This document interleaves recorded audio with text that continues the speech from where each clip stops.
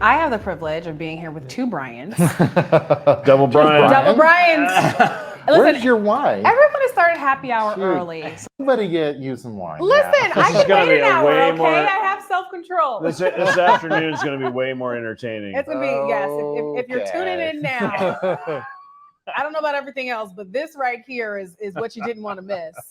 And also, I also found out that we all have something in common outside of, me not drinking wine. I've broken the link here. However, we are all from the same city. We are from Well, Brian's not technically from the city. Hold up here. It looks like we're gonna be fighting like zip codes.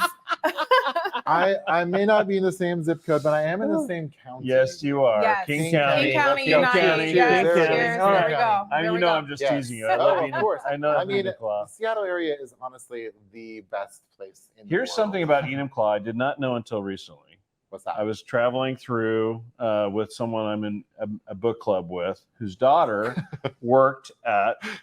Yeah, I know why you'd laugh. That was an inside joke. Very inside. Who works at the Seattle Polo facility. That's right, that it's is right there. located in Enumclaw. That's And we correct. dropped in and we got to hang out with polo players and polo ponies. Oh, and yeah. I was like, I had no idea this was here. And Neither did I until now. and it's beautiful. I don't know that much about polo, but the polo field, beautiful view of Mount Rainier. So beautiful. Really interesting. Yes. Yeah, I will never leave. Yes, beautiful city. So today we're going to talk about a lot of the work and research and this kind of thought leadership that Future of Commerce Mhm. has been pushing out there. I'm a huge fan of newsletters that are hyper niche and focused and help us to think bigger than just like the nuts and bolts of the business. And Future Commerce really like brings this idea of culture, of humanity into this space of commerce. And you and your team write very extensively on this topic. And considering that you've got Cocktails and Conversations, I was publishing The Plug. Like, I think we are again amongst friends here in really helping to articulate and bring down to scope what all of this means and how executives and business leaders can really think about all of these future tools, but apply them with a human lens. Absolutely. Yeah, I think that's the key. Future Commerce is all about the intersection of culture and commerce. Like you said, that's what we say at the beginning of every podcast now. And the reason we focus on that is because looking out over the commerce landscape, there's a lot of tactical content. There's a lot of heads down content. There's a lot of like, this is how we do retail. Yeah. But that doesn't really explain why people are purchasing. Mm-hmm. And that, as people change, so commerce will change. And so looking at culture, looking at what's happening in people's minds and in their belief systems and the way that they interact with each other, the relationships, that is what actually drives commerce. Yeah, it's that emotional connection piece to it. And I would say, and I know you guys have talked about this, and I've said similar things, which is there's perhaps not a more human activity than commerce. Correct. Right? This has been a part of who we've been as human beings, right? Trading, like I have this, you have that, Yes. let's make a trade, Yes. right? And so commerce is fundamental to human behavior Yes. and how we think and how we communicate and how cultures actually interact. Yeah, and even how we survive. Yes. I mean, there's a survival component that That's a we great haven't point. actually talked about, I think, just Yeah. yet. But when we talk quality of life, when we talk about necessity, Yes. it's really critical. 100%. In fact, I would go so far as to say that transaction is actually identity exchange. Interesting. Where when you come to someone and you bring your hard-earned dollars or your good that you put all of your effort into, your work, your life's work, and you bring that and you flip sides of that, you're actually saying, I'm going to take this part of my life that I have built, that I care about, and I'm going to hand that over to you, and you're going to give that same thing back to me. And that's why a fair transaction is so important, because actually it's really personal. Yeah. It's like the most personal thing. And so, and when you do that, you actually take on a part of that person and part of their work, a part of their Which life. is so interesting because actually we've, in the modern economy, and frankly, digital commerce has contributed to this. We sort of dehumanized it to Yes. some degree, which is a shame because Yes. it doesn't have to be. Exactly. Yeah. Transaction's a dirty word. I don't think it should be. Consumer is a dirty word. I actually don't think it should be. Everyone at their very base core is a consumer. We have to consume to live. Yeah. That is actually maybe the thing that most defines the life is consumption. Yeah.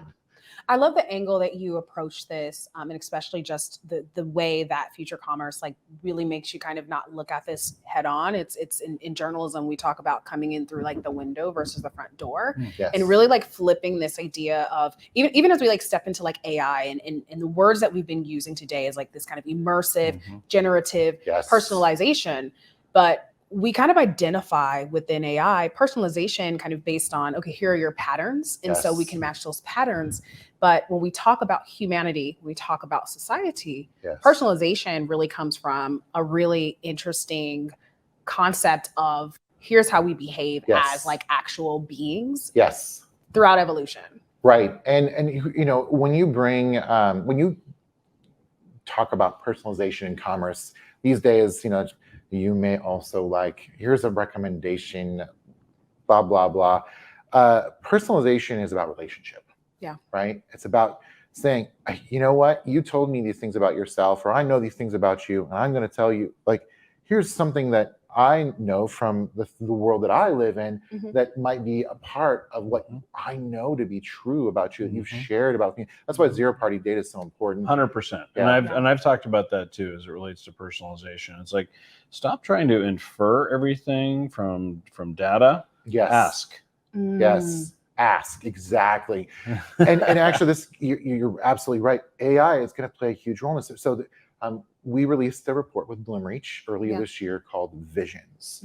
This is Visions, actually volume 4. It's our 4th time doing it. And so thank you so much, Bloomreach, for being a part of that. And we covered 4 trends. There's 2 in particular I think are really relevant to the edge. So one is one you've already started to touch on, this idea of personalization. And we call this trend the multiplayer brand. And it's an interesting idea that right now we live in a hyperstitious age. Hyperstition is this idea that actually the crowd can manifest the future through collective voices. And so the multiplayer brand is to say that your Nike is not the same Nike that I have. That's not the same Nike as Brian's. And we need, or we as brands and retailers need to be able to say, wait a minute, we have less control over this narrative we used to. The old way of doing things was command and control. Like, here's our brand. Here's our brand line. There's one line. This is our brand. This is who we are. You cannot touch this. But in the new world of commerce, in the hyperstitious age that we live in, brand is actually co-developed and created with the customer. Exactly. And that allows us to actually engage with them in the story that makes sense to them. And they want to get caught up in our stories too. Like, the people have their identity. They have the things that they believe, that they know to be true about themselves. And they want to play that story, to play a role in other stories. So looking to the future, and we've just announced this, we're going to be doing a new property called Muses. And it's about taking that identity and bringing it into something else. So the second part of this is another trend which is about the rapidly evolving interaction between humans and machines. And this is where we saw an explosion of change recently with OpenAI launching ChatGPT at the end of last year. And we're not even a year into that. And it's literally on the lips of every single person that I talk to ever. Like, even people who aren't involved in commerce, that are just, or are technically inclined. Right. And so everybody's talking about it. Everybody's interested in it. And now is the moment where, and this was talked about in the keynote, and I love this moment where Raj talked about how machines have been training us to be like them. We have actually been giving up our humanity in order to leverage the benefits that machines have to offer. But we had to behave a certain way. We had to behave a certain way. That's right. And what what OpenAI has done is, so it's actually changed the language game. And so there's this philosopher named Ludwig Wittgenstein, Yeah. who said that language is inherently limited, and that every relationship is based on language games. Mhm. You can only understand the relationship through Mhm. the language game that is co-created by That's the right. two parties or more. And Mhm. class and all these things get reinforced through that. Exactly, Yeah. exactly. And so actually, yes, every relationship's play, there's a language game is played. We have been playing a language game with machines. Right. There is a wild world of machines, Mhm. of things that we can't even comprehend yet, Mhm. that are available to us, because machines have now moved on the spectrum of like machine communication, human communication, right? We have been trying to speak their language through code and algorithms Inputs. and Mhm. inputs, and we've all been sitting on Mhm. the machine side. What OpenAI has done, and what generative AI has done, is it's actually moved the needle for machines to be able to speak our language, which expands the language game, Mhm. because it used to be about that big, Yeah. and now Yeah. it's a much Mhm. bigger. That's right. And so what this allows us to do is extend our minds. So it's actually not some wild world of machine that we're understanding. Mhm. It's actually our own minds that we're extending. Marshall McLuhan, another Yeah. media theorist, Yes, of course. said that all tools are extension of native humanity, right? Right. The wheel is an extension of the foot, and allows us to do what our feet wanted us to do all along, and do more of it, Mm. right? Well, AI is actually an extension of the mind. Mhm. Mhm. And this is where things get really exciting. And this is Yeah. where we see the hyperstitious future start to manifest. So what I think is so interesting about this line of thinking, right, Yes. is it does humanize technology, Yes. and if done well, we'll see, right, because there's going to be downsides, Yes. obviously, as well. But it does enable and democratize access to technology Correct. and tools, and it allows us, as you said, a whole nother set of interactions are possible. Yes. Some of which may not be great, some Right. of which will be great, Right. right? Like Yep. every major human technological invention, Mhm. we've often seen pros and cons Yes. associated with that, right? Totally. Electricity, amazing, fantastic. Well, we just saw with Lahaina some downsides Yes. to electricity, Totally. right? Definitely. Right. So that's true, obviously, for almost every major human technological innovation, Correct. right? Mhm.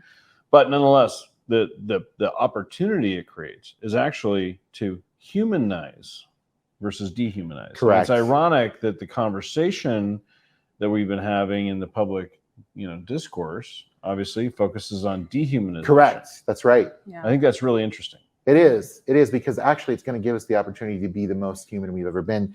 In fact, If we take advantage of it. this book right here is one, if we take advantage of it, that's right. It's by Norbert Wiener, written in 1950. He's the father of cybernetics. You'll notice the title, The Human Use of Human Beings. Mhm. His whole thing was actually AI is going to take care of a lot of low-level Yeah. decision-making and judgment calls, Yeah. which allows us to focus on the things that we are really Good good at, the things Yeah. that we want to do. Yeah. But it's going to push our minds beyond where we've ever been before. This is the thing. And he said, we're not going to just sit around. No technology has ever allowed us to just sit around. Yeah. Right? Really? That's a bummer. Except for Roomba. Roomba. I never plan You on gotta love the vacuuming again. Roomba. I'm never vacuuming again. Exactly. But you know what you're doing instead? You're still working. Oh yeah. You're just working with your brain. Yeah. Yeah. Machines are unlocking us, giving us, it's pushing all of our creative facilities to Yeah. the max. Well, the irony for me there is when I'm doing that kind of labor, sometimes that's when I get my best ideas. So ironically, when it is ironic. I'm doing yard work and I'm doing chores, like oftentimes that's actually when I get the best ideas. Yeah. When my hands are busy, like, right? Yeah. Versus if I'm just sitting around, Yeah. I may not actually be tapped into. But then that. usually just Yeah, consume when you sit around. Yeah. So you all are in the process of releasing a new AI report. You're going to be Yes. speaking about it at length tomorrow. Yes. Can you give us just a little bit of preview of what Oh, you're going to be man. talking about Teaser and some for- of those findings? Just Finish a little that teaser. wine and then start talking. Oh, Right. I'm I know. I should be like, hey, excited about a little this. bit. No, I have been drinking because I've been monopolizing the conversation. Is what's been happening here. No, the thing is, this report, which we built in partnership with Bloomreach, is about how AI is being used in commerce. And so it's going to be the state of AI in commerce and how it's being used. You know what's crazy? So a little preview, because we're going to talk a lot about this tomorrow in the closing remarks. So don't miss it. Do not miss it, exactly. Is that it's already being used heavily. Yeah, of course. 91% of respondents to our survey are already using generative AI in their work. Mm-hmm. This is amazing. It's also a huge problem Mm. because guess what? You as businesses, anyone that's running a business right now, it's probably not with the tools you gave them. Mm-hmm. We're at a moment right now where it's like when the iPhone came out. Mm-hmm. Everyone started using their personal technology because it was better than the tools that they had at work. That's right. Mm-hmm. This is not good. So the outcome of this and the takeaway from this, there's going to be a lot of those actually, and I can't wait for this report to get released. I can't wait to talk about it more tomorrow. But the outcome is that every business needs to be engaged in this now. You cannot ignore it and you can't ban it. It's a flood. People coming up through college, they're all learning how to use ChatGPT in their schoolwork and in their lives. And so if you ignore it, what you're doing is you're setting yourself up to use it improperly and have people use it outside the way you want to use it. Yeah. And you won't be able to develop best practices. That's so true. This is the key. You need to embrace it and give your employees guidance on how to use it through, yes, enterprise contracts. So it's done in a smart, safe way, and you can develop community and best use cases and practices around it. And it's actually going to benefit your business way more. Yes. Let us know where we can find the newsletter and be able to get access to the report when it drops. Yes, futurecommerce.com. Lovely. Yes, Lovely. subscribe today. We will alert you when the report is ready. Brian, it's been a pleasure. Oh my gosh. You're the thank you. first guest we've had that actually brought a book to share That's with us. true. You're in a Book special club. category. It's book club. It's book club right book around club. here. Let's go. Cheers for that. Cheers. Hey, Yes, thank you. there Thank we you. go, Thank you. there we Seattle go. people. Let's That's go. Yes, it. All yes. right.